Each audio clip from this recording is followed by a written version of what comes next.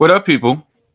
Welcome to another edition of the Salty Thoughts of Mike Steph podcast, featuring the one and only Mike Steph, best in the world at what he does. Yeah, man. Yeah, man. Glad to be here. Glad to give y'all another episode. Glad to take y'all on another ride to excellence and beyond. Now, listen, I've been on my Redman ish lately. I'm currently up to malpractice. So I've been going from this whole discography from what's the name? No, and just for anybody to get misconstrued, I am Redman is my favorite artist of all time, my favorite rapper of all time. So it's not like this is my first run, first rodeo. No. But being the fact that I've actually thoroughly enjoyed Muddy Waters 2, his latest offering that dropped on Christmas Eve, I thought to myself, I want to see in with fresh ears and fresh eyes the evolution of Redman. So I've decided to start from what's the name? There's a dark side. Muddy Waters 1, Doc's the name, and now I'm up to malpractice. And malpractice was his last one before the releases start becoming sporadic. And probably no fault of his own, but due to label situations, Def Jam situations, so forth, they just started becoming sporadic. I decided to actually divide it between his solo offerings, and then I would double back and go on to the group offerings, such as Def Squad El Nino and him and Meth, Blackout 1 and Blackout 2, and so forth. I'm going to deal with those separately. So I don't know. I just already got on a tangent. Once you see me in this little circle that DB, that's all, folks. That means I'm recording in a area that normally I don't record at. Right now, I'm recording in the room of my oldest daughter, the lovely Mia, when she's currently on excursion, aka at work. I decided not to disturb my son Chef Mix, because he did wake me up earlier so I can get my recording in. And being the fact that I'm a procrastinator by choice, by nature, matter of fact, both, I decided to take my black ass back to sleep and lost that opportunity, lost that window of time. And I see StreamYard is trying to mess with me, but you're not going to get me off my grind. You're not going to get me off my reclaimed Zen. As much as I'm trying to reclaim my Zen, you're not getting me off that. So if it's a little glitchy, so be it. I will take care of you when I finish this recording. I'm letting you know right now, up front, this might not be a super duper episode, but this episode will be the last new episode you see or hear from Mike Steph for 2 weeks. Want to know why? I'll tell you why. Because next weekend, I will not be in town. I will not be available. I will not be stationary. And I normally, I would maybe try to squeeze in a recording here or there, but no. I am going to be south of the Mason-Dixon line, if you will. Hopefully enjoying some better weather than what we've currently experienced in New York City. It's finally thawed out a little bit. High of 39 degrees today. And of course, today of all days, because I'm a man of my word, I went to the gym with the aforementioned lovely Mia. We've come up with this. We've come up with the agreement that I will go with her to the gym on Mondays. Now, I am not a morning person, but being the fact she has to go to work, the morning is the only time that we can comfortably go. So I had to get my ass up 9 o'clock in the morning to go to Planet Fitness. And this will be And I say this with a term of endearment. As a term of endearment, this will be a situation of gimmick infringement. Because guess what? Guess what, guys? I'm borrowing a shtick from y'all. I'm borrowing a term from y'all. Trap tails.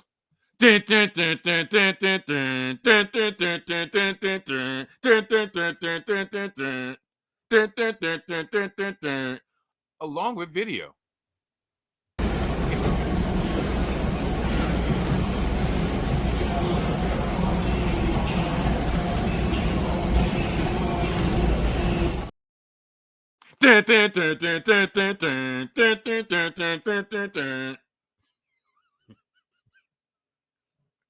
Yeah, I didn't say it was going to be extensive look. Listen, I'm a cardio guy. I am all about the cardio. I'm all about going 60 minutes. I am the Iron Man of podcasting. I don't give a rat's ass if people do 24-hour streams. I don't give a rat's ass if people drop content day after day after day after day. I don't give a rat's ass about damn near anything when it comes to podcasting. You want to know why? And I'll tell you why. Because I've told y'all I haven't told y'all from day one, but I've told y'all recently that this is passion. This is a passion project. I make that dime off this project, off this hobby of mine. So why would I give a rat's ass about anything but how I feel about doing said passion project? But neither here nor there. I am a cardio man. So I got on the treadmill for about 45 minutes. Not only did I get on the treadmill for 45 minutes, preceding that, me and the lovely Mia proceeded to walk about a 2-mile walk to said gym, Planet Fitness. Yes, we did. Because that was part of the plan. I said, you know what? We're going to kill two birds with one stone. I'm going to get these steps in, and that'll be my pre-workout, if you will. And then when we get to the gym, I will continue because I will be already in the stepping mood. Now, if it wasn't for the actions of a artist that shall not be named, I would be saying I would be stepping in the name of love, but no. You can read between the lines between that, but he will not be named on said podcast. Anyway, my first time, actually, that's my first time in a gym. Actually, that's you know what? To be perfectly honest, that's my first time into one of these gyms. I mean, I've been in a gym before, duh.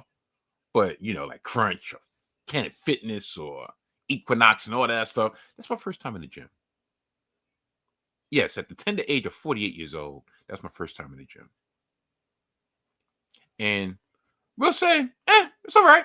It's all right. Once you get used to, or once you find out how to actually use the machines, because listen, I'm a stubborn individual. I don't like asking for help.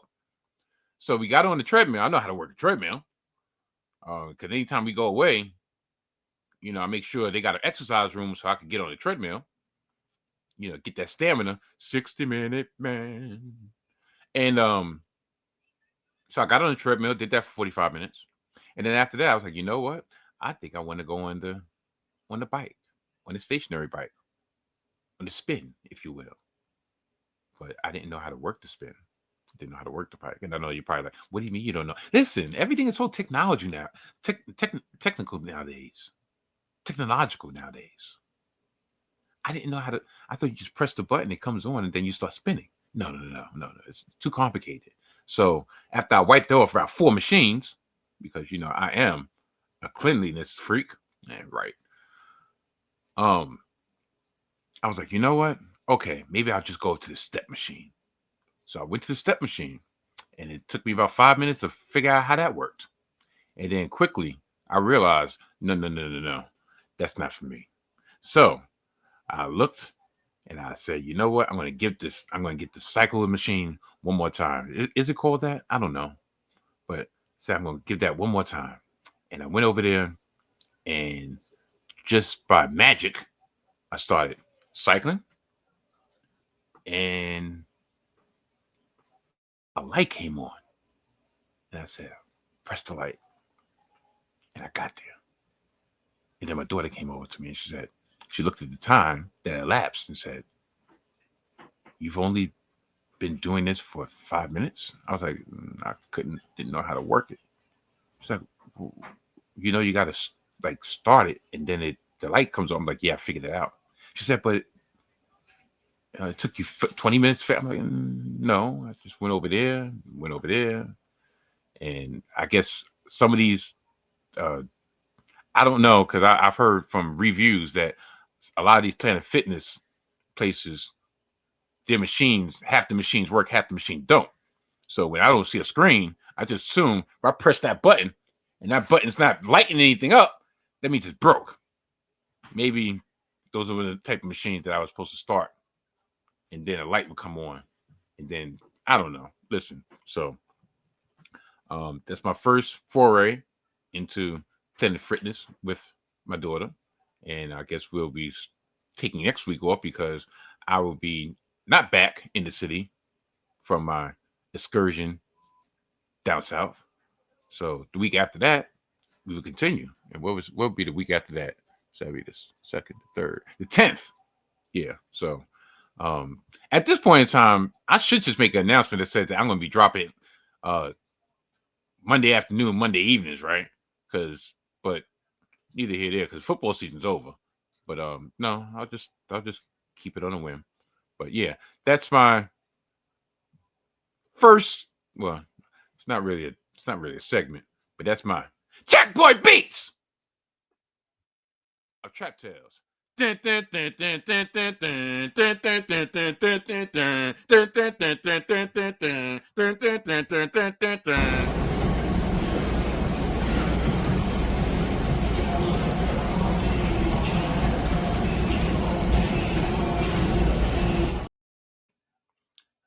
You see how smooth I was with that? Put the camera up, give you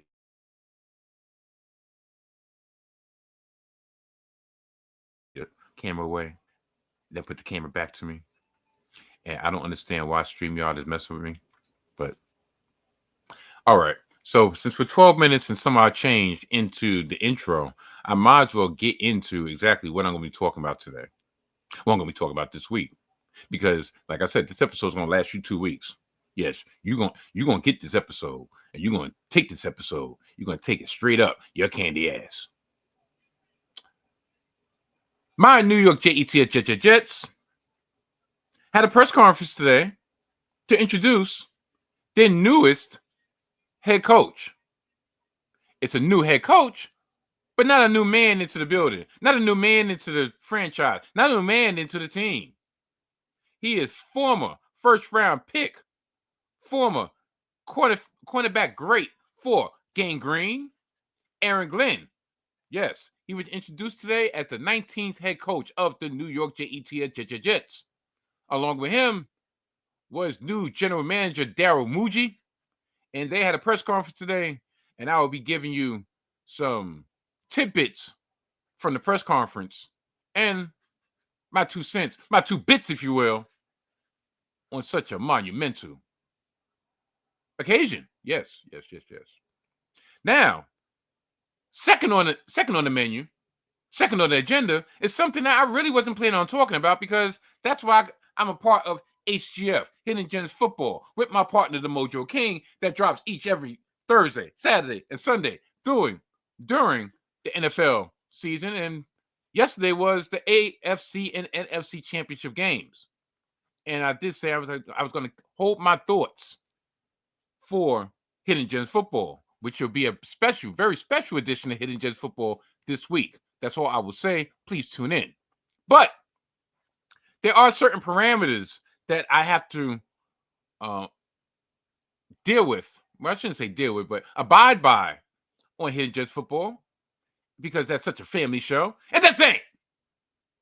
And not only do I have certain opinions that I have to get off my chest concerning the AFC Championship game between the Buffalo Bills and the Kansas City Chiefs. Those who didn't know by now, Kansas City Chiefs are on their way to their third consecutive Super Bowl in quest of ever elusive three-peat. But there was some, I mean, it's been building since last season. Some would probably be like, why are you so hostile against the Kansas City Chiefs? They're no rival of yours. No, they're not.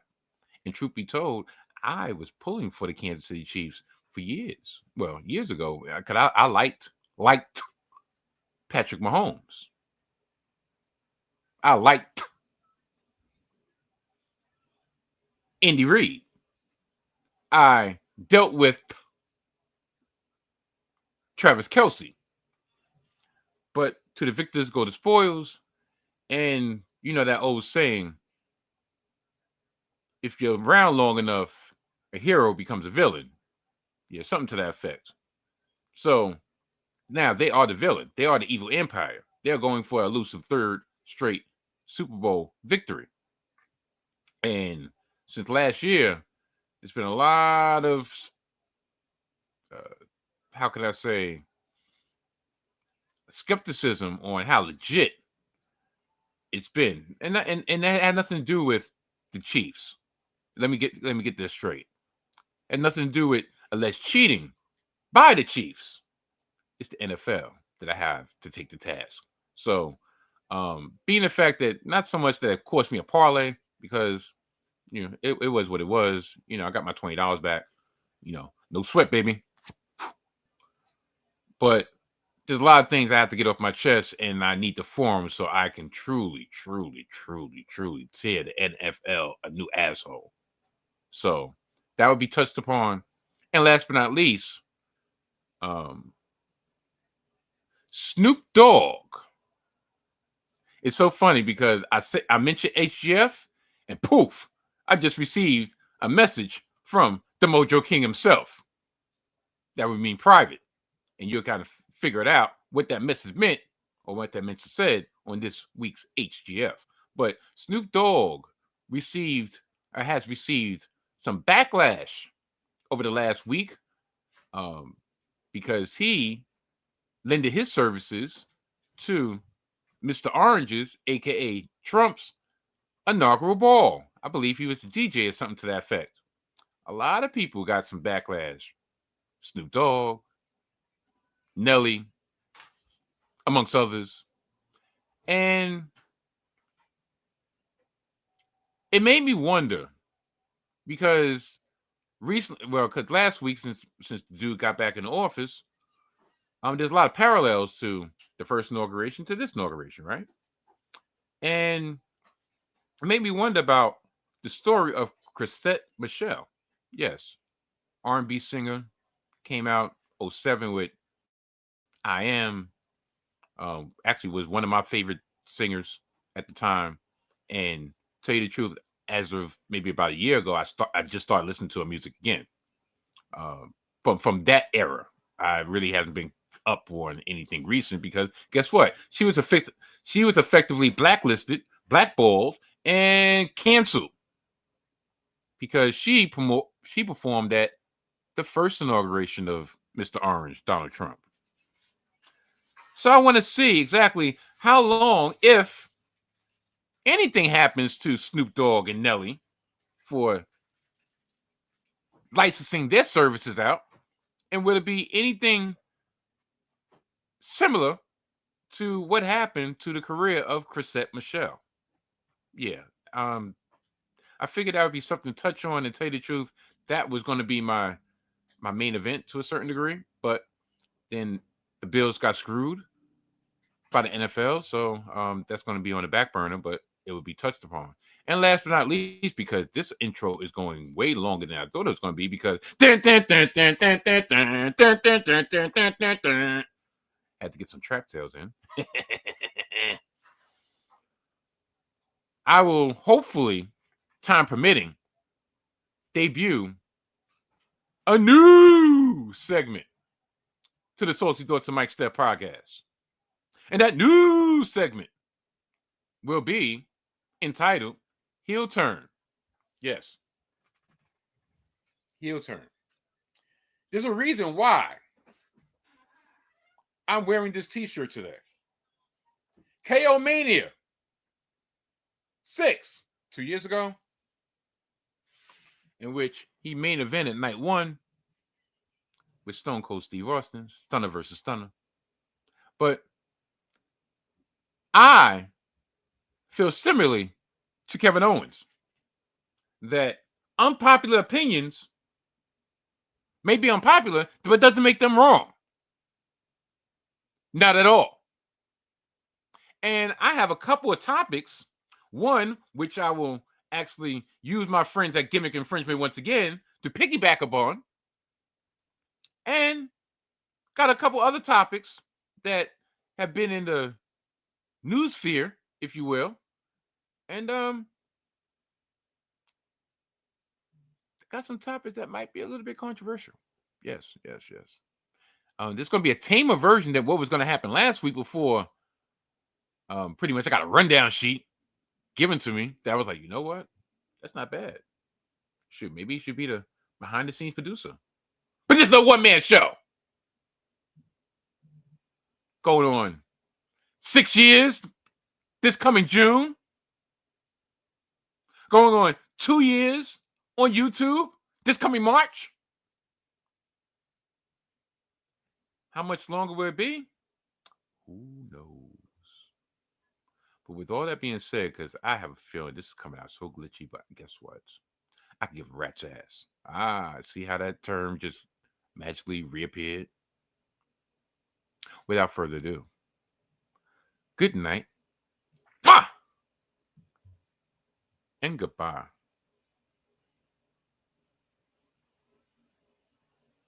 Bang!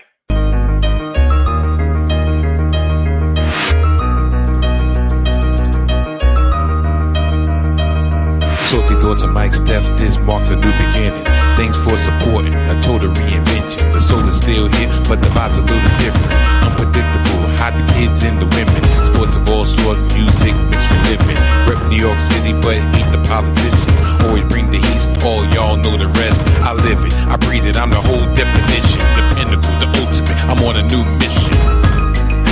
The salty thoughts of Mike Steph, featuring the one and only Mike Steph, the best in the world at what he does. Tap in.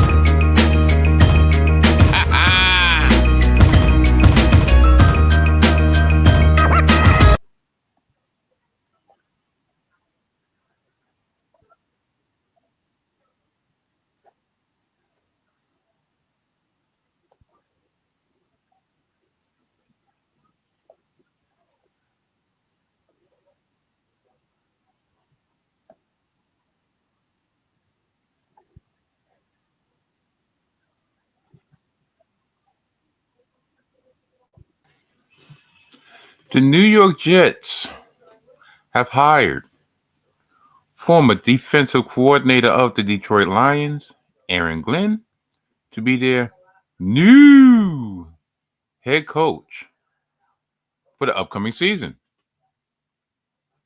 The Jets are bringing back one of their own. Aaron Glenn was hired.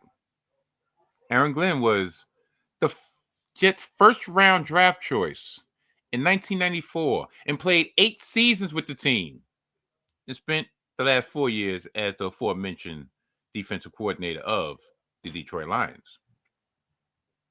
Woody Johnson said in a statement, I am excited to welcome Aaron Glenn home as the head coach of the New York Jets. Yeah, that was me. Aaron earned this opportunity through almost 3 decades of NFL experience, 10 with us as a player and a scout. He brings tremendous leadership skills, and the vision of this organization needs to be successful. And I'm thrilled to see him lead this team. Aaron Glenn said in a statement, this place is special for me. From the time I was drafted in practice on Long Island to the time I came back as a scout in New Jersey, this organization has always felt like home. I'm thankful to Mr. Johnson for this opportunity. To our players, prepare to be coached with everything we have. This is our responsibility. I ask that we share the same vision, and that's working towards winning a championship. To our fans, simply put, expect a winning team that you will be proud of. Now, in the press conference that happened earlier this afternoon, the introductory press conference that is, Aaron Glenn got to that podium and he pretty much let it be known exactly what his intentions are going to be. And I quote,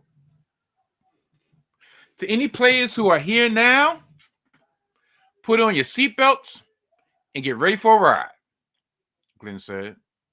"There's going to be some challenges, but with challenges come opportunity. But here's what I know. We're the freaking New York Jets. And we're built for this shit." Listen, if he didn't have a believer before, which I have been, he damn sure has a believer now. And put your seatbelts on and get ready for the ride. Listen, there are going to be some challenges, but with challenges gets opportunity. But here's what I do know: we're the freaking New York Jets, so we're built for this shit. yes, Any players that's here now, put Gonna your have it on seatbelts loop. on and get ready for the ride. Put your seatbelts on and get ready for the ride. Listen, there are going to be some challenges, but with challenges gets opportunity. But here's what I do know: we're the freaking New York Jets, so we're built for this shit. That's what I'm talking about. That's what I'm talking about. That's what I'm talking about. Like, we haven't had that type of energy coming into the building since, dare I say, Rex Ryan. Remember that introductory press conference when he pretty much put not only the whole city on notice, not only the whole division on notice, but the whole league on notice, and told Bill Belichick at the time, we are not kissing the ring. If anything, we're going to bust your ass. That's what I wanted to hear. That's what I wanted to hear. That's what the majority of this fan base wanted to hear. And there's a reason that these words don't ring hollow at this point in time. There's a reason why there is legitimate optimism with the hiring of Aaron Glenn. Let me continue with more tidbits from the press conference. Listen.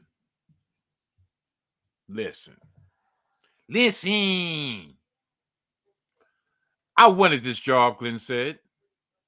I interviewed for a number of them, but I wanted this job. Aaron Glenn was part of 3 losing teams to start his career with the New York Jets when he got drafted in 1994.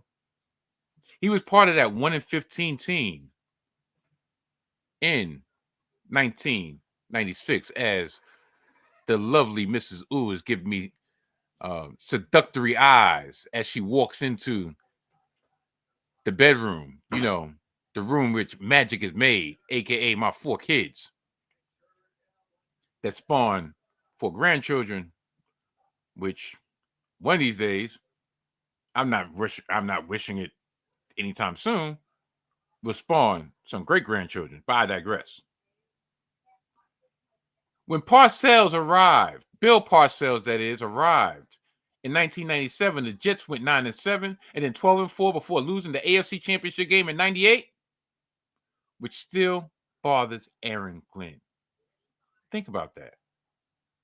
27 years later, he still has that game, has that day, has that moment on his mind. In 98, We played the Denver Broncos in the AFC Championship game, Glenn said. We were out there and we was winning 10-0 in the first half. We came back out in the second half. They kicked the ball off. It was windy. The ball stops in midair, and they recovered. And they scored 2 touchdowns. I'll be damned if I'm not going to come back here and get that back. The big payback. The big payback. Talking about a man with a mission. You're talking about a man that has blood in the ground, so to speak. You're talking about a man that's willing to put his dick in the dirt, so to speak, for this franchise, for Gang Green, for the New York Jets. You're talking about a man who's one of his unspoken goals is to make sure that you're going to put some respect on the Nets. You're going to put some respect on the name of the New York Jets. Now, listen.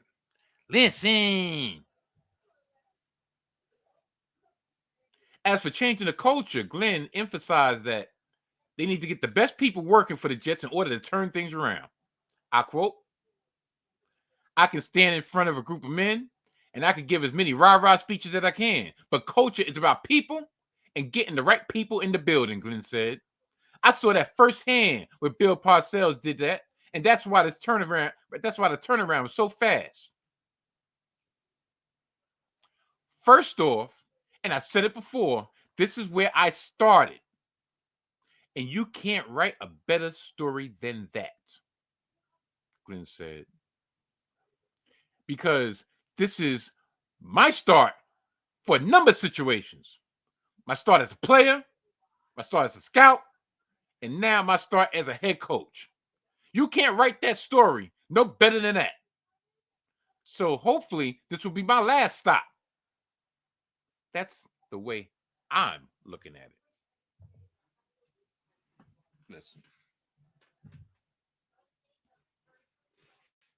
He had opportunities to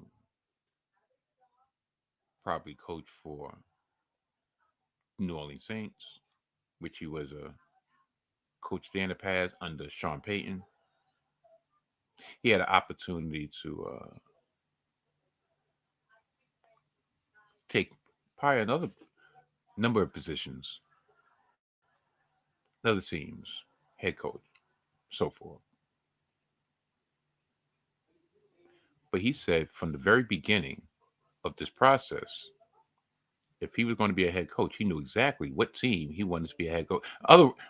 Literally, once he saw this opening, he was like, all right, I got a job to do, but that's my destination. And he's multifaceted in numerous ways. Like I said, he was a player, a top defensive player, all pro, if you will. And then he started from the bottom. Now he's here. In the coaching aspect, he started from scout. He started from position coaches. Started from quality control. So pretty much he's had a position in pretty much all aspects of a team, both on the field and on the sideline and in the office. He's probably, I won't even say probably, but within the last 3 head coaches that we've had, Gase, Todd Bowles, Robert Saleh, probably the most well-rounded coach that we've ever had.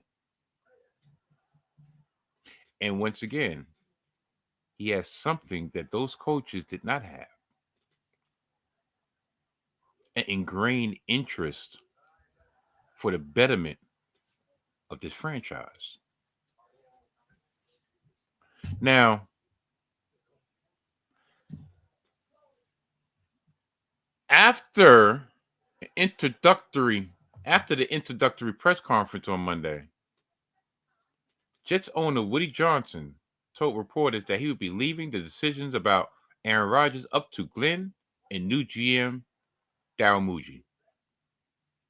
Johnson said he would absolutely welcome Rodgers back if his head coach GM team choose to bring him back, but he would not voice his personal opinion on the matter, aka hands off. Aaron Rodgers will be talked about, Glenn said, saying that him and Mougey had already texted Rodgers to speak with him about the future. As we continue to look at this roster, we will make decisions accordingly. AKA, we're going to talk to the key players, the key pieces on this roster that we plan on moving forward with. And if they're aligned with our vision for the future, then they will go forward. We have plenty of building blocks. Matter of fact, they're past the point of building blocks, but we have plenty of young stalwarts on this team, and we want to keep them. And they are going to be the priority. This is me talking. Aaron, listen, you got 1 year left on the books. If you want to ride this out, so be it. But we are not going to put you above the interests of the team, first and foremost, and put you above the interests of the players that are going to be here long after you ride off into the sunset. So, AKA, if Garrett Wilson is willing to deal with you for 1 more year, okay. If you're willing to be flexible with whatever system I bring in, whatever culture I'm trying to develop, okay. But this is no longer the Aaron Rodgers show. This is no longer 1 in 51 other people or 1 in 52 other people on this roster. You're going to be a part of this roster. You're going to be a part of OTA. You're going to be a part of minicamp. You're going to be a part of any damn thing I want you to be a part of. If you can't rock with that, here's the door. No, we're not trading you. Either retire, and I only want you coming back begrudgingly. And that goes for Devontae Adams as well. You want to rock with us? Because technically, we can work something out. If not, we move on. Because we're progressing. I got 5 years. 5 years, baby. And I'd be damned if you're going to put dirt on my reputation, on my lifelong dream, because you all in your feelings. And I believe one of the main components of Aaron Glenn coming here and being so enthusiastic, there had to be not even an unspoken agreement. There had to be agreement between him and Woody Johnson of, listen, you're bringing me here because you want to win. I'm coming here because I want to win here.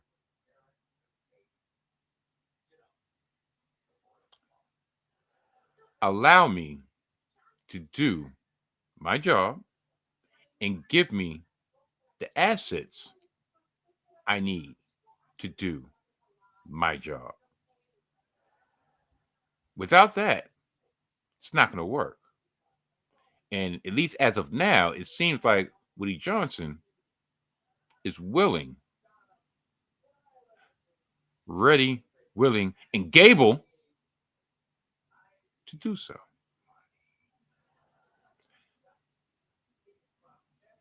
There'll be more news coming out probably within the next week or so, especially after the Super Bowl, on, key acquisitions, key additions to the franchise, key additions to the coaching staff. There's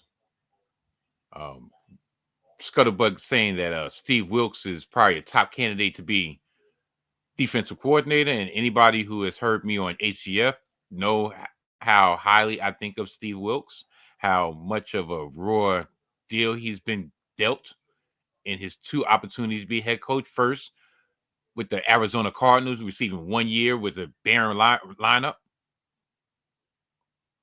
and then actually keeping the Carolina Panthers respectable after they got rid of old boy. I forgot his name because it's not important. Their head coach, and he was the interim head coach, and he had them in playoff contention up until week 18, and then they unceremoniously let him go just to hire Frank Reich, who didn't even make it through a season. And then people are like, well, he went to 49ers and, he only got one season as defensive coordinator there. Well, yeah, but they run through defensive coordinators like Scott Tissue, like some dude wipes.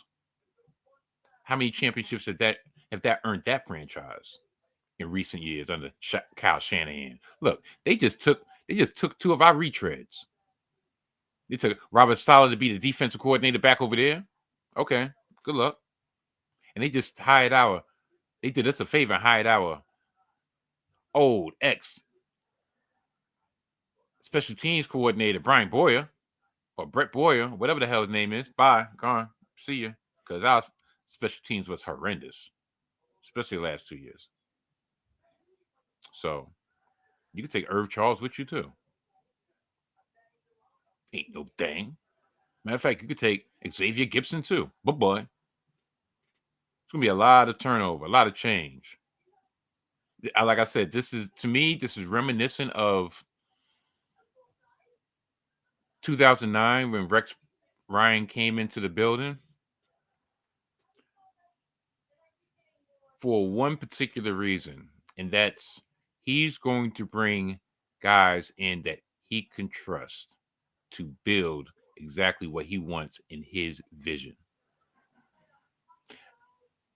Yeah, there might be some lieutenants as in AKA players, but he's going to make sure he surrounds himself with people that are in lockstep with him. So anybody that's really left over, that's been a part of this 15 years of misery, I keep my head on a swivel. Not saying he's trying to chop your head off, but listen, if you're not going to ride, or if you're going to be one of those 1,000 leaks in this organization that's been coming out for the last 10 years, then guess what? Not going to be part of this organization no more. And I believe that's definitely the right way to go. Man, this is going to be just like he said. Just like he said. Prepare for the ride. Prepare for the ride. Listen, there are going to be some challenges. But with challenges becomes opportunity, gets opportunity. But here's what I do know. We're the freaking New York Jets, so we're built for this shit.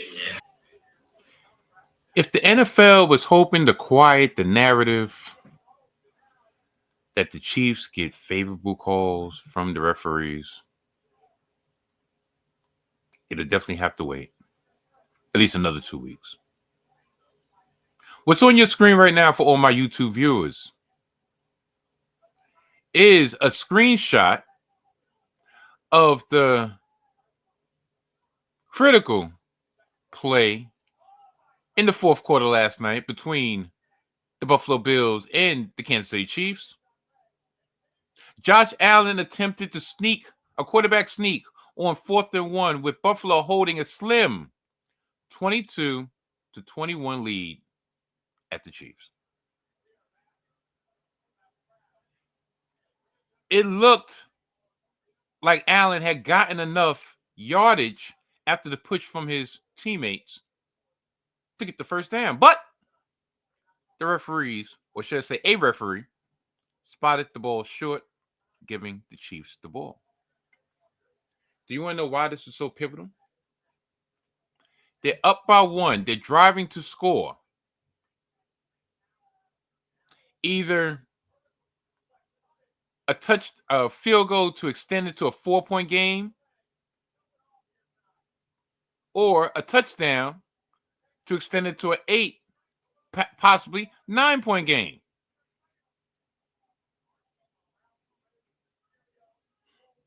Man, listen. Multiple replays give credence to the notion that the ball had crossed the first touchdown marker. Upon first glance, I'm like, oh, that's close. Maybe, just maybe. But what tipped my hand off that something was a foul was this. Immediately after the play, immediately after they blew the whistle and the play was dead, right? You have two officials walking pretty much with the spot of the ball. One official had it clearly a half a football over the line. The other official had the ball clearly as if they didn't gain not near a yard. And then while the official that initially had his mark a half a football above, all of a sudden he starts zigzagging like, I'm like, whoa, what the fuck is going on here? My eyes do not deceive me. I know what the fuck I'm seeing. Listen. Many people, years past, have always said that these sports have a script. That these sports are no different than WWE, AEW, professional wrestling at large. They're predetermined outcomes.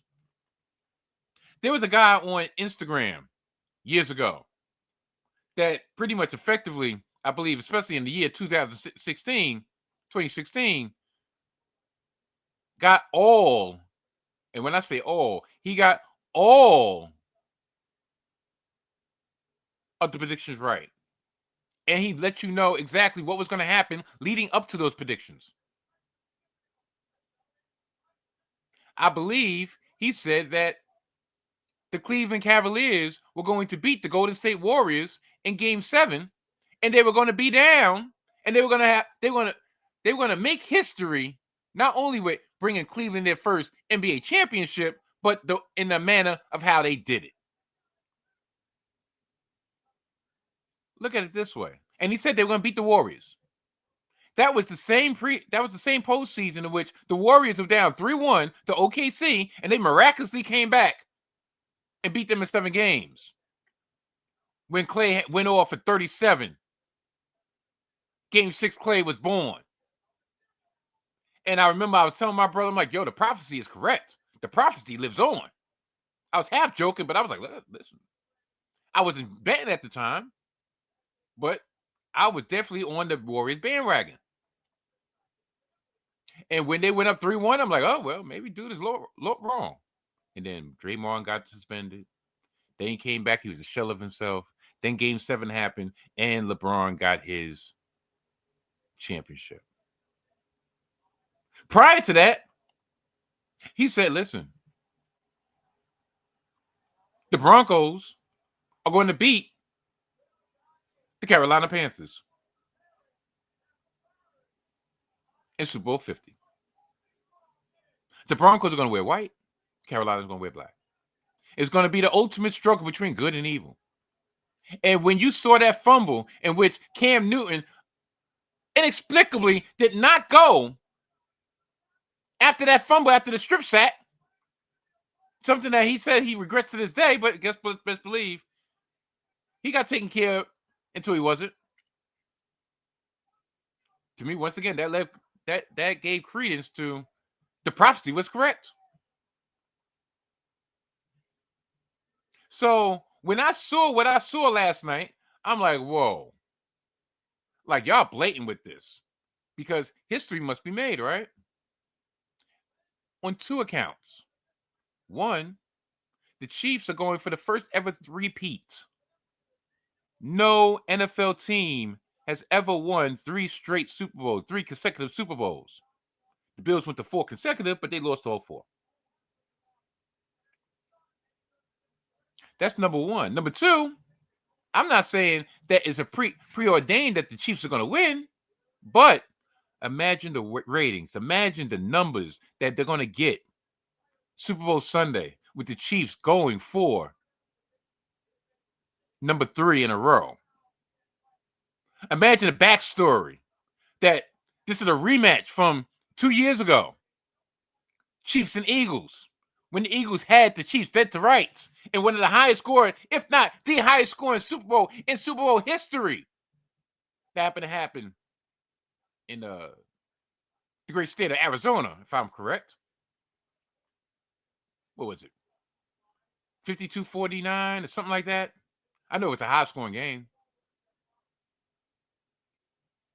Imagine the ratings. Imagine the money that's going to be pumped into this game. The Eagles, led by Jalen Hurts, going for his revenge. And they're the last roadblock in front of Patrick Mahomes and immortality. What's the better matchup? Eagles and Bills?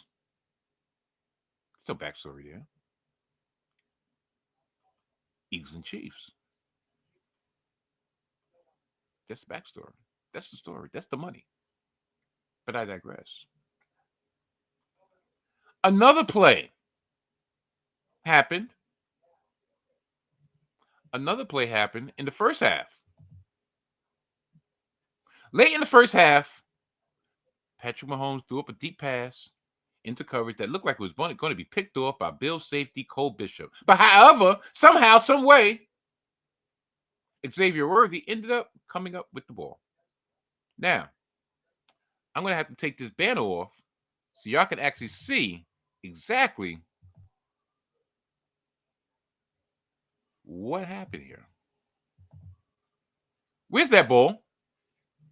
That ball is touching the ground, right? So, isn't it the same rules apply that you have to complete the catch? If you're going, okay, if it's a defensive guy and that ball's on the ground, it's an incomplete pass, right? If it's an offensive guy, doesn't he have to complete the whole motion of the catch? That ball is clearly on the ground. They gave possession to Kansas City. Tell me what the hell is going on here. Tell me what the hell is going on here.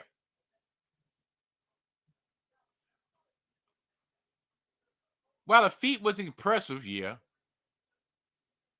the ball appeared to be on the ground without Worthy or Bishop having complete possession of the ball, meaning it should be tie goes to the offense and ball on the ground, incomplete pass. Period. End of discussion. After review, the refs ruled that it had been a catch by Worthy, putting the Chiefs on the 6-yard line, and of course, not soon thereafter, the Chiefs score a touchdown. Now, according to the NFL rulebook, if a pass is caught simultaneously by two eligible opponents and both players retain it, the ball belongs to the passers, aka the offense.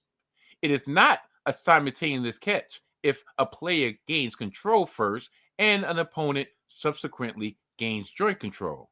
If the ball is muffed after simultaneously touching by two such players, all the players of the passing team become eligible to catch the loose ball, meaning, yes, that ball is on the ground, meaning it is an incomplete pass. Now listen to this.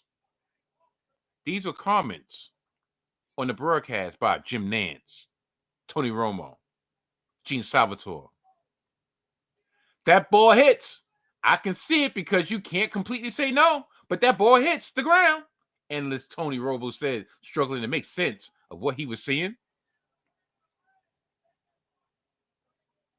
Now,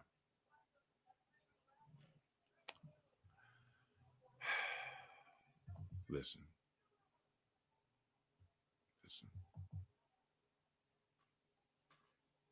Once again, here's another shot. Josh Allen clearly over the first down marker. Now, somebody would say, well, it could have came down to this, and that was Dalton Kincaid dropping a fourth down pass that was catchable. It was catchable. But, you know, there's only one miracle in New York, and that's the Eli miracle. Now, I say all this to say that I'm not taking any type of credit away from the Kansas City Chiefs. No, not at all. But my gripe is they do not need the extra help at all. They don't. Mahomes doesn't need the extra help. Now, the last touchdown that Kansas City scored, right? It was like a Cole quarterback. It was a Cole quarterback run, and he shuffled into the end zone from 10 to 12 yards out. And tell you the truth, I give a lot of blame to number 5 cornerback Elam, who took over for the injured. I forgot his name. But he was the injured Benford, injured cornerback from the Bills that caught a concussion on like the 8th play of the game, because he had Patrick Mahomes dead to rights to line him up. But see, this is where the referees come into play. Last week, something similar. On the play that actually Patrick Mahomes did not get touched, they called unnecessary roughness when 2 Houston Texans players hit each other trying to go after Patrick Mahomes, and Patrick Mahomes slid, and they assumed that the collision had to involve Patrick Mahomes, so they call unnecessary roughness. So I can see Elam having a clear shot to rock Patrick Mahomes. Like, you know what? I don't want to touch him. The whole play, he was running like, yeah, I know these mother effers can't touch me. Listen, he's quick, he's elusive, but he's not speed demon. He's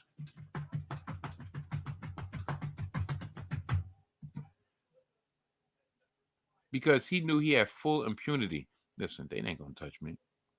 When he got to that goal line, he knew nobody's gonna rock him. I'm not calling for violence. I'm not calling for dirty plays, but he's a runner. He's not a quarterback. He's a runner. He's at the goal line. This is the AFC Championship game. You rock his snot box. If you get a penalty, so be it. Guess what? It's not a score. And this might be a chance that you got to put Carson Wentz in the game, at least for that pivotal set of downs. Win-win to me. If you can't beat Carson Wentz, then you don't deserve to get it. But at least give it that chance. I'm watching it with Chef Mixon, and I was like, yo, they screwed us. He was like, us. I'm like, oh, yeah. Listen, I'm a card-carrying Jets fan. But I did. You know how many people lost money yesterday? Because it was, well, in my case, my day was done earlier because the Commanders didn't show up, but I'm not going to talk about them on this podcast. Tune in tomorrow to Hidden Gems Football, where we got a special guest, and I'm quite sure that game will be brought up. But what is this to say about what's going to happen in 2 weeks in New Orleans? I'm not going to lie. Part of me don't even want to watch the game. But I'm a football fan, so I'm going to watch the Super Bowl. I'm going to go and I'm going to get all the goodies. I'm going to get the wings. Get some fries. Yeah, I'm going to act like a pig. Probably mess around, get a cake. Yeah, I'm going to do all the Super Bowl stuff. Get some pizza, and I'm going to watch the game, especially on my Stephatronic 65-inch. Yeah, I'm going to watch that game in 4K. But am I going to be fully enthralled? No. Do I have a root and interest? No. I hate the Eagles. I hate their fan base. I hate their coach. I hate everything they stand for. I even hate their shade of green, except for the throwbacks, because I ain't gonna lie. I love Kelly Green. Kelly Green is probably my favorite color. But besides that aesthetic, I hate everything they stand for. I even hate. No, I actually do like Philly cheesesteaks. Actually, I like Philly steaks better than cheese. But I digress. But do I want the Chiefs to win?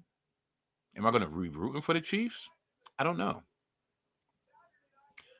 Would it be nice to witness history during my lifetime? Yeah, but I would really wish the history I wish that I'll be witnessing is my Jets to a Super Bowl. But there's hope, there's hope, there's hope. But I'm interested to see exactly how this is going to play out. I want to see exactly what is going to be on tap. And of course, I'm going to watch the halftime show, not because I'm such an enthusiast of the halftime show, even though last year when Usher was being totally disrespectful. Matter of fact, no, Usher wasn't being disrespectful. Alicia Keys was being disrespectful. My boo, bitch, you are married. Picture me calling somebody else my boo, and I'm married. I don't give a flying fuck if it was a song or not. It took an hour and 1 minute for me to actually drop my first F-bomb. Yay me. But he was, listen, I know how those celebrities get. She's gonna mess around and get herpes. Probably got herpes on her ass. Cause y'all know about allegedly. Um Usher was spreading herpes like chips and dip. Or he's putting a lot of dip on his chip. Same difference. But yeah, I'm gonna watch the halftime show. Kendrick. You know there's gonna be something up his sleeve. SZA. Yeah, I'm gonna watch TDE. A TDE Super Bowl. But yeah, what does this hold for Josh Allen? 4 times he's gotten denied by Patrick Mahomes. I mean, at this point in time, it's just part of the play. It's part of the play. I will say I give him credit. The same grace in which he showed in victory over Lamar Jackson is the same grace he showed in defeat at the hands of his dreaded nemesis right at this point. And right now, to bring this all to a put the bow on this, it seems like this era of the AFC is similar to the era of when New England went on their run for on and off for 20 years. Because there was always a group of teams. For about 5-6 year stretch, we had in the playoffs with stalwarts of Pittsburgh, Indy, Patriots, Chargers. Those are the 4 constants. Now it seems like in this era of AFC football, oh yeah, then we had Baltimore. Can't forget Baltimore. Baltimore was back then too. But I'm talking about like in the early aughts. In the 10s, Baltimore came into the mix. And now Baltimore's always been a stalwart. But now you have Kansas City, Buffalo, Baltimore. Those are the big 3. Who's going to be in that 4th position? Yeah, Texans have been in there, but they're still 2 slots below. So some type of combination of the big 3 is going to be here for a while just based on their quarterbacks. Lamar, Patrick, and Josh. You have a quarterback in that ilk, you'll be amongst the contenders in the AFC for years to come. And Patrick Mahomes is now, what is he? He's only lost in the AFC Championship game twice. His first time against New England and against Cincinnati and Joe Burrow. I thought Joe Burrow, Cincinnati, they have a chance to be that fourth, but we're talking about Cincinnati here, so their window might be closing. So what is he? He's 5-2 right now in championship games. That's crazy. That's crazy. And out of those 7 times in the championship game, he's only been on the road once. And brushed his shoulder off on that. Before I go, people probably wondering why do I have such animosity toward the Chiefs nowadays? And it has nothing to do with Taylor Swift. I give a fuck about Taylor Swift and Travis Kelce, even though, like I said last year, yeah, he's one of them. It all stems back, of course, to my Jets. Remember last year when Swift Mania first started and they had that Sunday night game at the at MetLife, and Zach Wilson had what we thought was going to be his coming out party, and they literally screwed us out of an interception because they said Sauce Gardner had a pass interference that really didn't happen. Plus, there was a holding call that did not happen, where it wasn't called, and allowed Patrick Mahomes to go down the field and win the game. That's when I started having a strong dislike for Chiefs. Yeah, that was me passing gas. Hope y'all heard it. If y'all did it, act like y'all smelt it. Anyway, just talking about that game and how full of shit that game was manifested itself in the game. You know what? Let me go off the subject. Snoop Dogg has been taking some criticism just last week for performing at one of Agent Orange, aka Donald Trump's pre-inauguration events last weekend. Him, along with Soulja Boy, Rick Ross, performed at the Crypto Ball, my mistake, an event honoring Trump, billing him America's first crypto president. Social media users were quick to point out that Snoop Dogg in the past had criticized anyone performing for President Trump back in 2017. Here's a quote. I'm waiting. I'm going to roast the fuck out of you. Snoop Dogg said ahead of Trump's first inauguration, calling anyone willing to perform for Trump Uncle Tom. Now, some, including an editorial from the Sacramento Bee, said the following. Dang, performing at an event associated with Trump should not mean that Snoop's entire discography should come off Spotify or that people should stop listening to him. This situation brings us to the point in our culture where we simply have to grow up. We cannot and should not cancel people we like because they like or associate with President Trump, who was duly elected to the highest office in the land by a majority of Americans. Our sanity is what matters most here. And there will be another presidential election in 4 years that will be even more important to the direction of our country. My plea is this. Keep your disgust for MAGA and its following, if that is what you believe. But respect the actions and decisions of other people with different views from your own. That's interesting. Like I said, that was an editorial from the Sacramento Bee in California.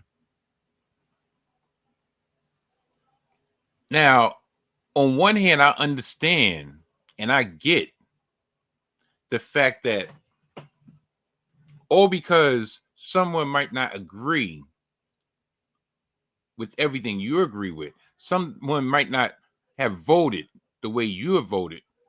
At the end of the day, we should remain, I wouldn't say cordial, but at the end of the day, we're all part of the same kind, and that is humankind, that is mankind. No McFoley. So I get that. I would never subscribe to the fact of, oh, if you had like when coming up this past Thanksgiving, there was all these articles saying that at these family gatherings, if you have family members that voted for Trump, you should abstain from attending said gathering. I'm like, whoa, whoa, whoa, whoa. Family is family. Like I said, at the end of the day, none of these politicians give a rat's ass about us. Or let's say maybe 0.05% of these politicians give a rat's ass about us. So I'm not disrupting my family based on the fact of how they voted or not. I mean, who they voted for. I mean, if anything, I would maybe have a problem if they didn't vote at all. But that's neither here. That's a subject for a different matter, for a different time. But it's interesting that this particular person said that we cannot and should not cancel people we like because they like or associate with Trump. This gets into a manner that I'll speak about later in my new segment, Heel Turn, about whether or not we should, how much weight should we give public figures or celebrities or politicians into our day-to-day feelings and our day-to-day emotions and our day-to-day sanity. But the reason that why this rang a bell, struck a nerve with me, was because as recently as 8 years ago, there was an artist by the name of Chrisstte Michele that was effectively canceled, that was effectively blackballed, that was effectively blacklisted for doing the same thing that Snoop Dogg did this past weekend or last weekend. Yet, because he's of a different stature, because he has more of a fan base, because he has more of a track record, so to speak, people are willing to brush that aside and say, "Well, that's Snoop. That's Uncle Snoop. Look, I can't. I'm not supposed to listen to Gin and Juice. I'm not supposed to listen to Wonderful. I'm not supposed to listen to Drop It Like It's Hot because he dropped it like it's hot for Trump." I find that being a little bit hypocritical. Where's that same energy? Where's that same energy? Now, I mean, when I say they came out the woodwork to jump on poor Chrisstte Michele, yeah, and she readily admits, like, yeah, that was a bad decision. I shouldn't have did it. The $200,000 wasn't worth it. Maybe it wasn't. Maybe it was. You don't know that. You don't know that woman's position. You don't know that woman's situation. But Snoop, worth millions of dollars, because look at it this way. He's been in entertainment for well over 30 years. Since Deep Cover. Doom, doom, doom, doom, doom, doom, doom, doom. Nelly. Yeah, he was another one. He was another one. Look at him. Grinning from ear to ear. Now, here's Nelly's comments on performing at the Trump inauguration ball. "This is not a campaign trail," Nelly said. "This is not anything that I feel like I'm influencing people to sway how they feel, but it's more about the respect and the honor of being invited for what I like to call the greatest country on the planet. But what I will say is that I respect the office. This isn't politics. The politics for me is over. Trump won. He's the president. He's the commander-in-chief of what I would like to say is the best country in the world. Didn't he just say the best country in the planet? Get it right. It is an honor for me to perform for the president of the United States, regardless of who is in office.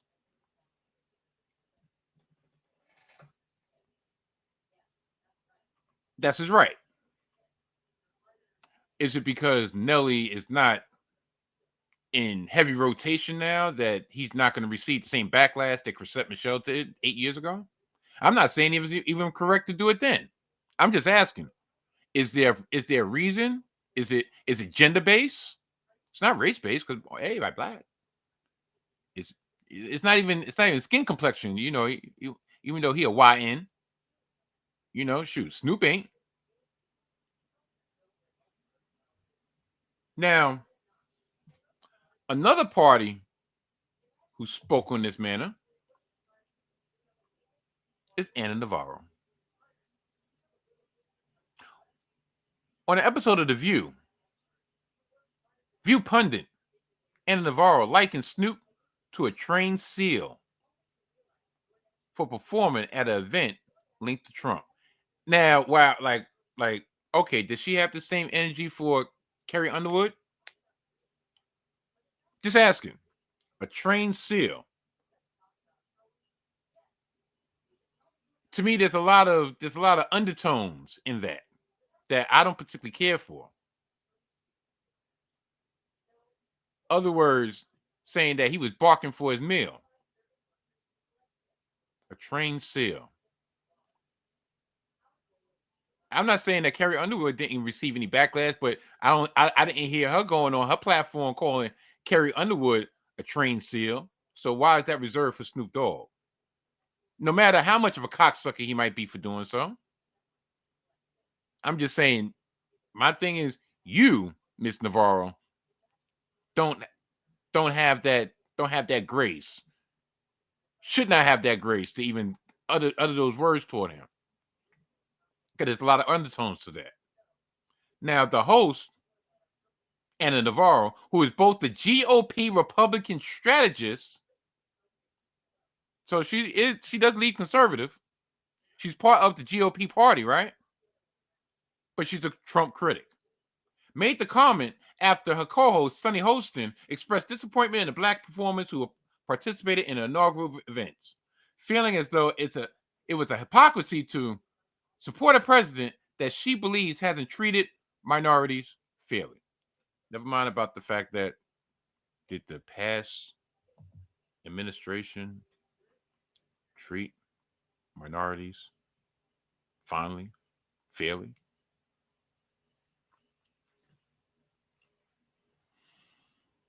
Now, over the weekend, Stephen A. Smith, somebody who I have disagreed with on many occasions, he was on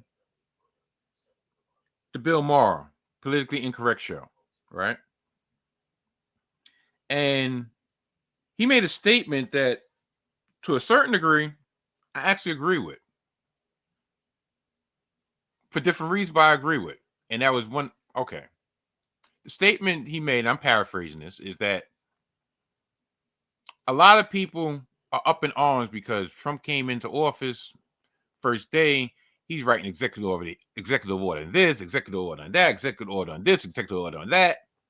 Knowing some of them won't stick, but he ran on those promises. He ran that fact that, yo, this is what I'm going to do. And fear foul, that's what he's done. Whether it's going to be effective or not, who knows? Some might stick, some might not. But that is a far contrast to what happened when the previous administration was in office and they ran on these platforms. And then for 4 years, they slow played it, right? I mean, that was kind of my beef with Obama the second term. Not so much the first, the second term. Like, you got back in. You have nothing else to lose. Put your dick on the table. Drop your nuts, nigga. Do what you felt was what was the right thing to do. That's why to a certain degree, I respect how Cheney did what he was doing, because everybody know he was running the country when Bush 2 was in office, but he put that shit out there like, listen, all right, you don't like it, do something about it. Pretty much bully ball. Mellow in the post. That's what I thought Obama should have did. After his first election, his first term. That second term, you have nothing else to lose. Get your shit in there. Get your shit in. Get your spots in, so to speak. Right?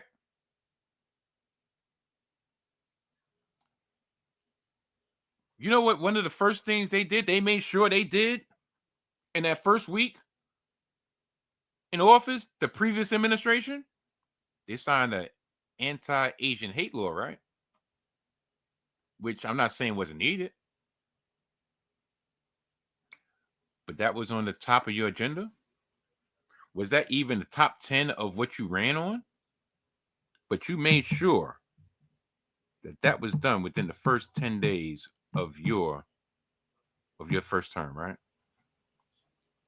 Everything else, I mean, we had forgiveness of student loans, which is quasi-success, not to the degree that everybody thought it was going to be, not to the degree that they trumpeted it was going to be. Infrastructure, yes, that has improved, except for the state of New York, but I digress.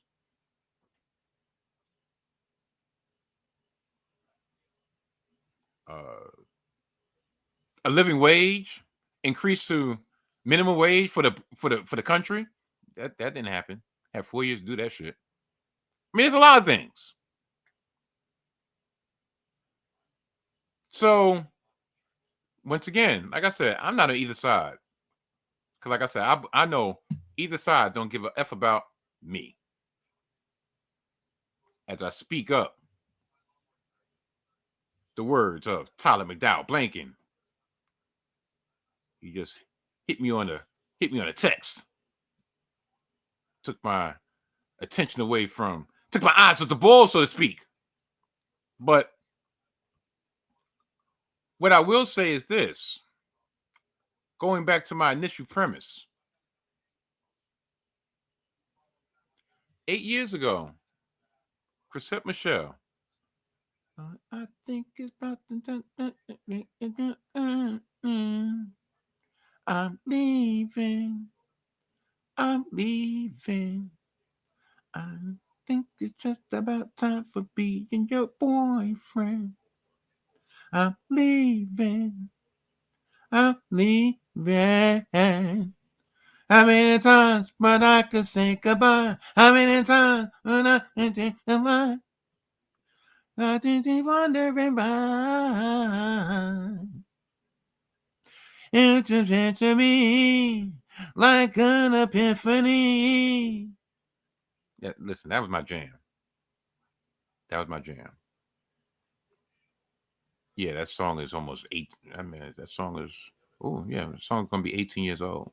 No, not Epiphany, to tell you the truth. That song's about 15 years old. But is there a double standard? Like I said, remember Chrisstte Michele? Remember she got canceled for singing at this inauguration? Is it the popularity? Is it a different agenda? Is it a difference in public perception of Trump? That's possible. That's a possibility too. Following that performance 8 years ago, Michelle lost the album distribution deal, received countless death threats, and was diagnosed with bipolar disorder. Spike Lee even had a take on Chrisstte Michele. Here's an excerpt from an article in Essence magazine from back then. Director Spike Lee says he won't use R&B singing Chrisstte Michele's music following her decision to perform at Donald Trump's inauguration. Michele explained that her heart is broken for our country, but she's willing to be a bridge by performing. In response, Lee said he'd no longer consider using her song Black Girl Magic in his upcoming Netflix series She's Gotta Have It, which is based on his directorial breakthrough film of the same name. Wow. Why? Why? Because she went the path less traveled? Because her performance didn't align with what you thought she should have done? The singer says that her label dropped her after she delivered them her next album entitled Strong Black Woman. If social media wanted to pull me down, I guess they succeeded as it pertains to Capitol and Caroline Records, she wrote. I go into the studio and literally poured out my heart and soul, and the label decides to walk away from me? Michele faced severe backlash after choosing to perform at one of the balls, despite many black artists declining the offer. In many posts, the singer opened up that she battled with depression and suicidal thoughts following the backlash. Then she had a miscarriage. Something came out of me. It was my child. The one love and the one I worked so hard on, she wrote in another Instagram post that included a graphic image of a miscarriage. I wouldn't have went that far, but neither here nor there. I never knew I could allow myself to be so broken that my physical body would break down. Just because I had a negative experience didn't mean I had to become negative and broken. When I lost my child, I knew it was time for me to become a strong black woman. Although the journey has been tough, she says that she has recentered herself through rigorous self-love and yoga. With every meditation, I found a new focus, she said. It was love. It was understanding. It was peace. I could be a catalyst for peace because now I have deep understanding what the exact opposite of peace looks like. She currently has a podcast available in which she talks about these situations in depth. I'm trying to look for it right now. For some reason, I can't find it. Is it this one? Nope. But regardless, matter of fact, I'm gonna do a quick search right now while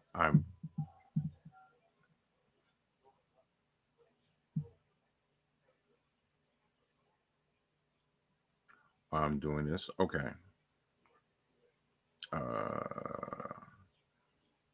Damn it. I don't know why. Anyway, she does have a podcast. Just search Chrisstte Michele, and I'm quite sure it'll pop up because I don't want to give too much dead air to this. But the gist of what I was saying is this. I read both the statements from her and what that backlash cost her, both emotionally, physically, financially, career-wise, and so forth. Are we gonna have the same energy for Snoop? Nelly, Soldier Boy, I didn't even mention him because he's been washed. But for Snoop is on everything, right? Every time you turn around, he's on everything. He got a new project out, right? Him and Dre, right? Are we gonna have that same energy for him? Or is it just gonna be like, well, that's Snoop. Snoop does what he want to do. Or Snoop, it's all right because that's Snoop. listen, it's 2025, and we have a lot of things, a lot of issues going on. A lot of things are going to be happening. A lot of things we need to be prepared for. And I'm not talking about politically. I'm just talking about life itself.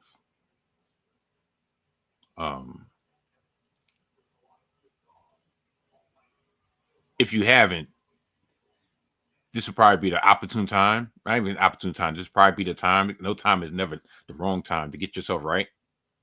Right with yourself. Right with the Lord above. Right with just yourself, and not allowing all the voices or the chit chat from the peanut gallery to influence your own well-being. Listen, I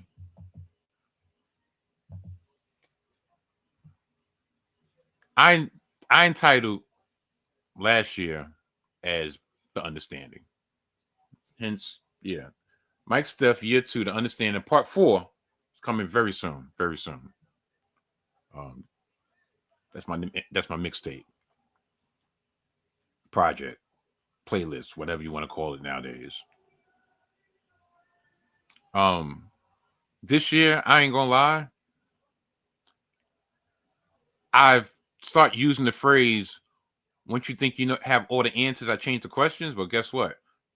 Life has done the same thing to me. Once I thought I had everything was nice and even, all my zen was on point, got thrown the curveball. But it's on me to try to figure out, okay, you got that one over the plate. Now how I'm going to knock the next one out the park. It's not for me to give up. It's just a constant reminder that every day is a new day. Every day is a progression. Every day is a struggle. All it takes is, some people could say, oh, that's a fragile mentality. But guess what? Some might call it fragile. Some might call it being vulnerable, or allow yourself to be vulnerable. So, yeah, it'd be great if everything was on a nice, even keel. So I don't know what I'm going to entitle this year yet, but it's neither here nor there. It's the fact that it's just a constant reminder that you always have to strive for improvement. You can never rest on your laurels. You know, anxiety is a mother effer. Depression is a mother effer. But when you have, or when you gain tools to help you battle, you have to use those tools. You have, but your number one tool should be and has to be faith. Even when you're always looking for the answer, sometimes the answer's right in front of you. You just refuse to submit. So, yeah, this had nothing to do with the subject, but just felt like I needed to get that out. Not even so much for y'all, but for myself. So, we're going to try to wrap this up in a very few minutes. Welcome to the debut of the newest segment of the Salty Thoughts on Mike Steph podcast, Heel Turn. Yes, Heel Turn. Heel Turn, parental discretion is truly advised, but will be completely effing ignored. Heel Turn is my segment in which I will give very unpopular opinions to various topics that either cross my plate or has happened on the news line. So I had 2, but for the sake of time, I'm going to bring it down to 1 because 1 has actually been on my mind since late Sunday night, early Monday morning. And that would be another reference to my brothers from Gimmick Infringement, Winchester and McDowell. Yes, Winchester, McDowell, Gimmick Infringement. They drop each and every late Sunday night, early Monday morning on the YouTube channel of the 19 Media Group and all streaming platforms wherever podcasts are available. Here, take a listen. And now, gimmick infringement. Welcome, everybody, to the Gimmick Infringement Podcast. I am Brad Winchester, and with me, as always, is my tag team partner, Tyler McDowell Blanken, TMB, if you will. It is Sunday as we record this. I'm still kind of tired from the first week back, but Tyler, how we doing? I bet you are, man. It was quite the weekend. I'm doing great. I was telling you on Friday night, I caught up with one of my best friends from. Now, as a point of reference, I'm going to play a short clip from our brothers, and then I'm going to give my 2 cents, in which some might interpret it as a heel turn. Here we go. I've been thinking about this nearly all week. I came across rumors about the Obamas. That's right, Barack and Michelle. Brad Winchester, I'm not sure if you've heard of these same rumors, but there are murmurs out there, none confirmed. Let me say off top, none confirmed, but there are murmurs that Barack and Michelle could be filing for divorce. Now, I first heard about this. This really was in the news. It's not just, non-reputable. It's mostly my hot take for you. So I've had days to process this. My hot take for you is that if this is true, which I hope it's not, Brad, if the Obamas are in fact getting a divorce, this to me would be more devastating than the night of November 5th, Tuesday, November 5th, 2024. This would be more devastating than the election to me. I looked at the people reporting this, and I'm just going to say, because like when Megyn Kelly, those are people having interest and there was some Jennifer Aniston relationship rumors in there. Barack and Jennifer Aniston. I didn't click on that, but I'm not gonna I saw like all the links that came up with those like tabloid. This, and I'm like, I'm not clicking that. That's no. E Online is doing this. What are we doing? So I don't think but it was in the news this past week, and it just I was taken aback. I'm gonna tell you this. I have not paid attention to any of the news in at least a month. I have not looked at it. I don't want to see it. The only time it pops onto my radar is when I think, what did we miss? And before we record the show, I go, news from the past week. And I see what fills my screen. I get bludgeoned with it from all other directions. So I feel like I don't need to even watch anything because everybody's telling me about this. I don't care. If they want to get divorced, cool. They want to stay together, cool. I don't care. It's none of my business. It doesn't affect me. I don't care. Like, if they're unhappy, that sucks. I don't care. That's how I feel about all these people. Like, I don't know any of these people. They're all rich. None of them give a shit about me. Like, I don't care. Wow. Like, the impact that I think of when I think of what this will make on my life is the same as if I drop this box of crayons on the floor. Nothing changed. Nothing changed for me. For you, I'm sorry this is going to affect you personally, but I don't actually know them, so I don't care. StreamYard almost caused a disaster. But thanks in part to my clip of my friends of Gimmick Infringement, you did not know that I was kindly offline for 3 minutes and had to do a whole bunch of steps just to pause this recording so I wouldn't have a big chunk of time with just dead air. Anyway, I think that's trying to tell me that my time is becoming short. I guess StreamYard had their own heel turn, didn't they? Neither here nor there. The topic of the Obamas' rumored divorce, I ain't gonna lie, I side with Brad. I don't know these people. I don't give a fuck about their marriage. Listen, all I know is I've been married going on, matter of fact, in a couple of weeks, 26 years. 26 glorious years. Over 30 glorious years together. You think I really give a rat's ass about the Obamas? Their kids are grown. They got more than enough money to suffice. Their daughters know daddy loved them. They know daddy didn't just go to the store for a pack of cigarettes and never come back. But it does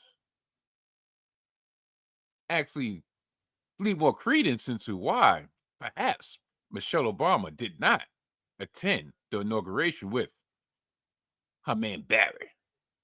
Maybe it wasn't her dislike of Melania and the Trumps. Maybe it wasn't a dislike for the incoming administration. Maybe it's her dislike for Barry himself. Maybe she was tired of this ever so graying Chicagoan living off the laurels of 8 years of quote unquote Camelot. Maybe, just maybe, she wanted to throw her head into the ring, into the political ring. And she was held back due to her connection with old Barry O. Maybe she has Hillary Clinton aspirations. For all we know, maybe she was the brains behind old Barry, chain smoking ass. I don't know. But on the matter at hand, the rumor that is, like I said, I side with Brad. Give a fuck about these people. Don't. Matter of fact, I'm going to refer to a recent live stream I watched with Doggy Diamonds. Please check out Doggy Diamonds, at Doggy Diamonds YouTube channel. And he made a point about, all right, if let's say this company, or let's say Target, the owners of Target are rumored or are found to be supporting XYZ, why the fuck should he boycott? Like, why should I go to Costco? This is his word. Why should I go to Costco and get 5 packs of deodorant when all I need is 2 and Target is right there? Why? Because the society said that we should boycott? It's a different, my thing, it's a different thing from back in the days of, people could say, well, you know, where we were coming, Rosa Parks wouldn't have boycotted the buses because she didn't want to take her ass to the back of the bus. And well, I agree. Yeah, there's some topics that you need to stand on. Me boycotting Chick-fil-A because they don't particularly care for a certain preference, sexual preference, or you know what? Matter of fact, that's a bad example. I'll say this. Even though I don't eat that no more. Matter of fact, me not going to Walmart and getting some groceries because the Walton family contributed to the Trump campaign. Are you out your fucking mind? What, I'm supposed to go around the way and pay $10 for a dozen of eggs when I can get it for Walmart? 2 dozen of eggs for half that price? For Sam's Club for half that price? Fuck out of here. Please. Not going to happen. Same thing with WWE. For years, Vince McMahon, been accused of so many erroneous things. Was I going to stop watching WWE because Vince McMahon owned the place? No. What about all the workers that work there? Now, I did, for a limited time, I did refrain from watching Blood Money Part 1, 2, 3, 4, 5 for Saudi Arabia until I realized, whoa.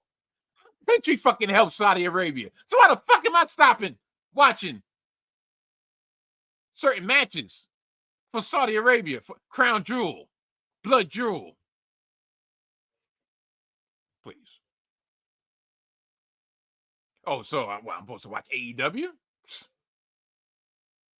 You think Shad Khan hasn't got any money invested in the Trump administration? Please. Should I not get my matcha latte from Dunkin' Donuts? Because of what? Because they're not paying scale minimum wage? I don't know. I don't know if that should be true, but shit. As long as they make my matcha latte right, best believe they're going to be getting my $7, even though I went to Trader Joe's and I made sure I bought myself my own mix so I could stop paying $7 for a matcha latte, but I digress. Certain things, listen, that old saying, I got to take care of the world I know before I take care of the world that I live in. You got to take care of what you can control first. That's like, it's another one.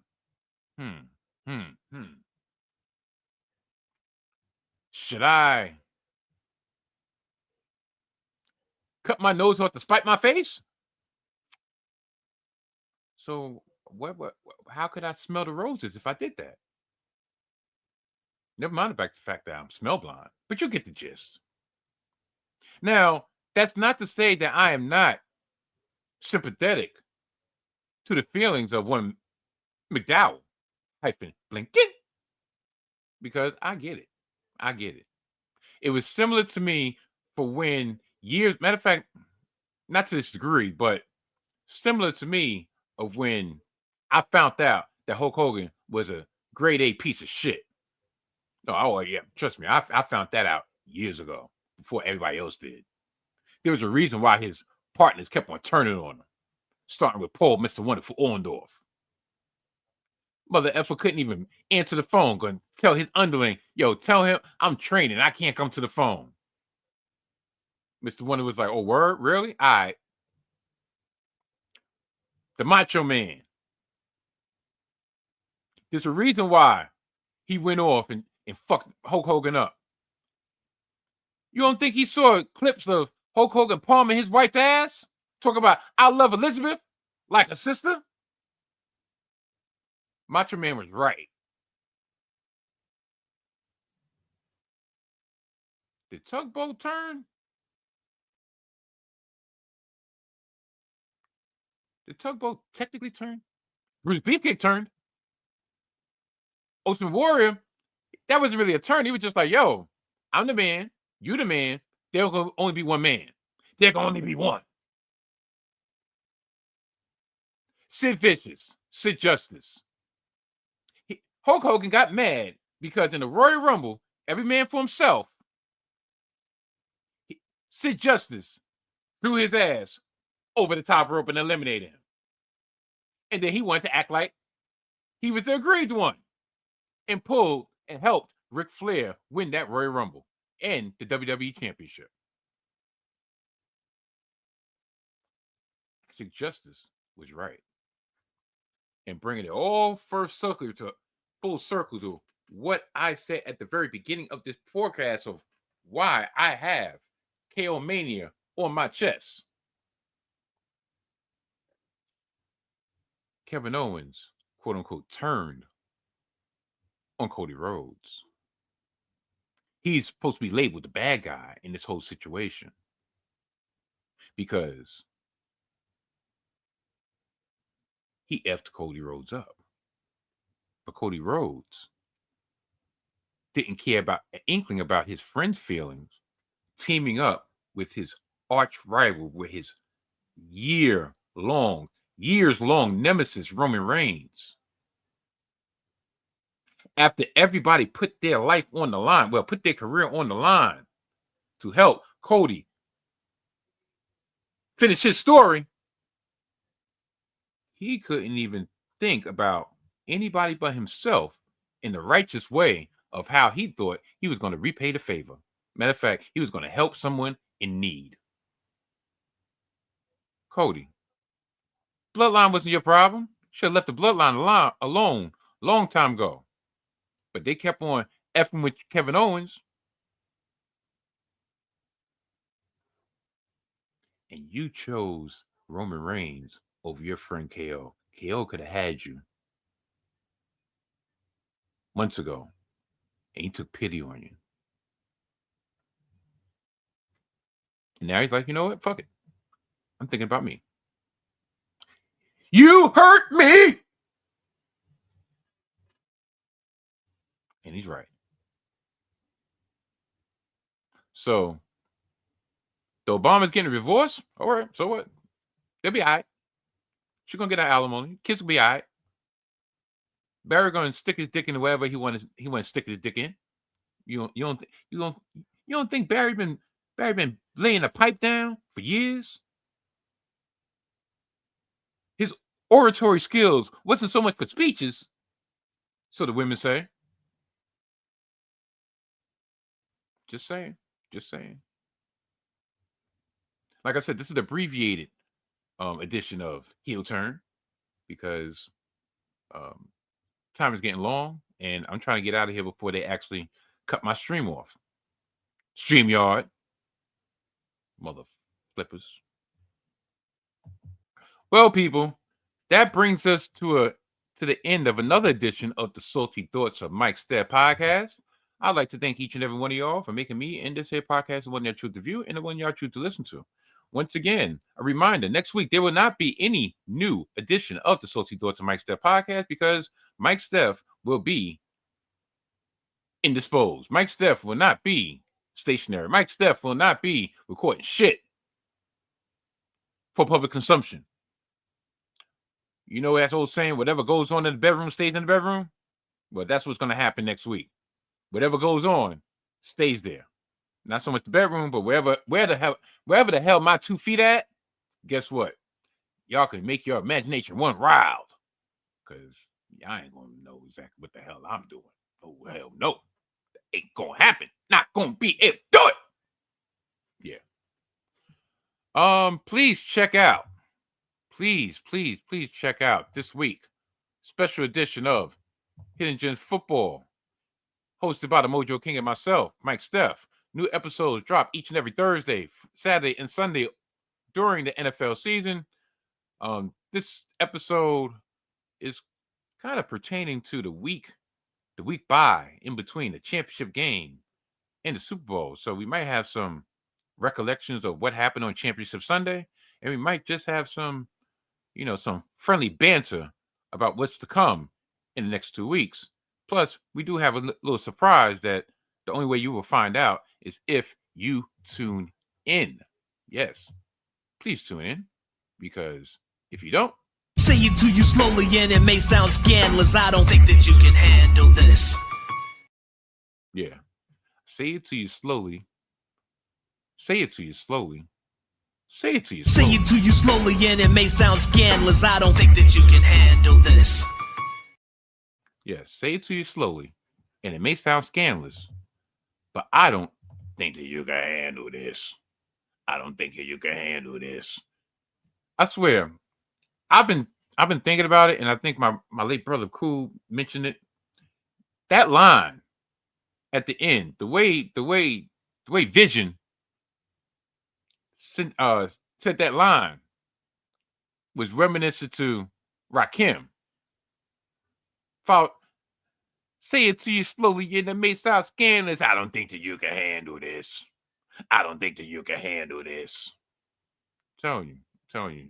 Sleep on Vision if you want. Speaking of which, I like to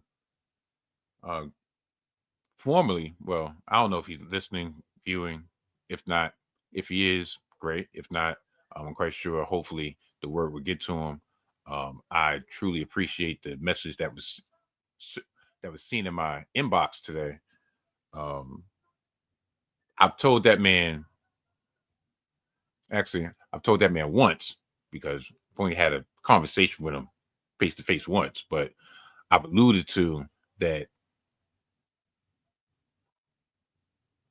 his messages, anytime I hear him speak or post or what have you, it always hits me at the right time.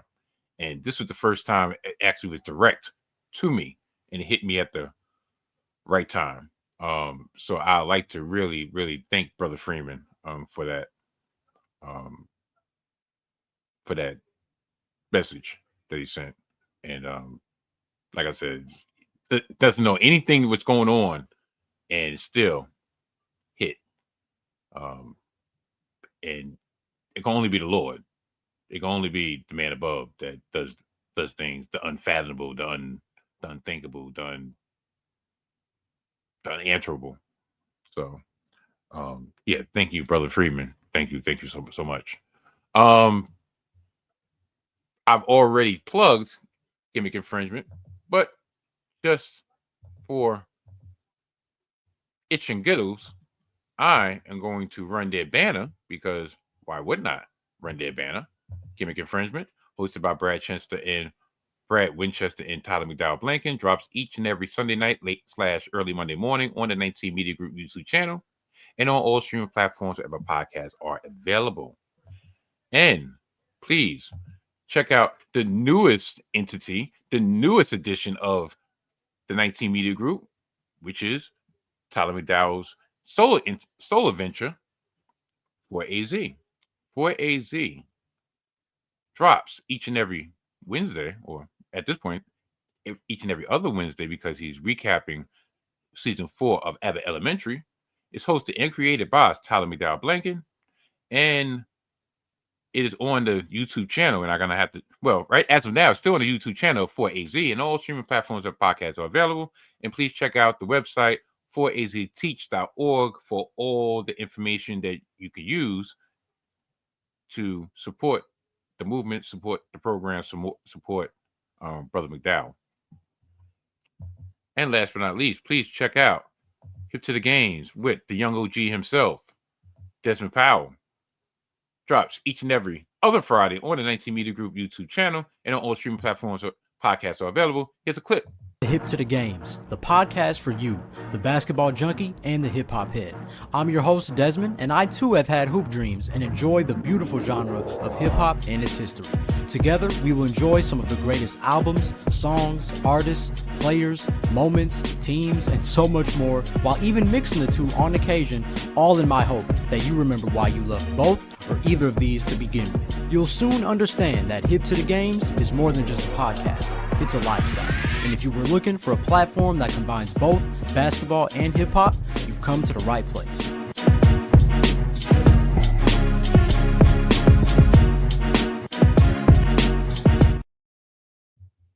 Please check out Hip to the Games with the young OG himself, Desmond Powell. Drops each and every other Friday on the 19 Media Group YouTube channel. And with all that being said, I'm going to get out of here because I'm tired. Shoot. I was doing some gym. And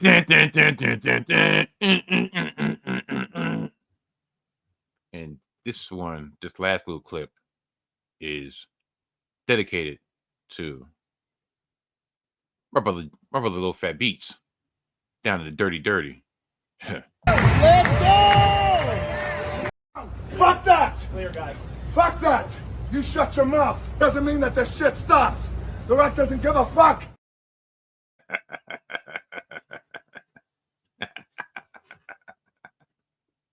With all that being said, I'm going to get out of here.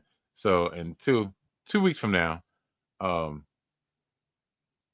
goodbye.